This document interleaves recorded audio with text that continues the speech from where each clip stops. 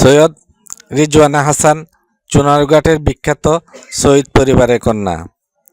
যখন তিনি দেশের বন ও পরিবেশ উপদেষ্টা হিসেবে দায়িত্ব গ্রহণ করেন, তখন চুনারুঘাটের মানুষের মনে জন্ম নেয় নতুন আশা, নতুন স্বপ্ন। কারণ চুনারুঘাট শুধু একটি উপজেলা নয়, এখানে রয়েছে দেশের গুরুত্বপূর্ণ প্রাকৃতিক সম্পদ, সাতছড়ি জাতীয় উদ্যান, রেমা-কালেঙ্গা বন্যপ্রাণী অভয়ারণ্য আর বিস্তীর্ণ চা বাগানের সবুজ সমারোহ।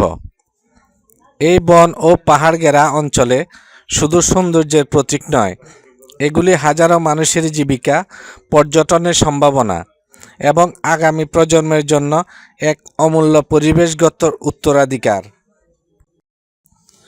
চুনারুঘাটের এই বন ও অভয়ারণ্যগুলো আধুনিকায়ন, টেকসই ব্যবস্থাপনা কিংবা উন্নয়নের জন্য দৃশ্যমান কোনো বড় উদ্যোগ এখনও কেউ গ্রহণ করেনি। মানুষের প্রশ্ন করে, চুনারুঘাটের ভাগ্যে কি সত্যি পরিবর্তন হবে? মন্ত্রী পেয়েও কেন উন্নয়নের ছোঁয়া লাগছে না এ অঞ্চলে?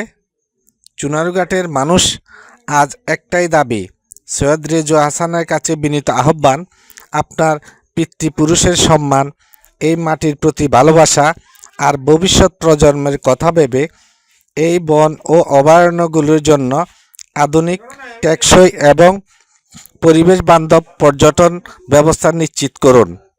কারণ এই উন্নয়ন শুধু বন বাঁচবে না, এটি সৃষ্টি করবে নতুন কর্মসংস্থান, বাড়বে পর্যটন এবং বদলে দেবে চুনারুঘাট মানুষের জীবনমান।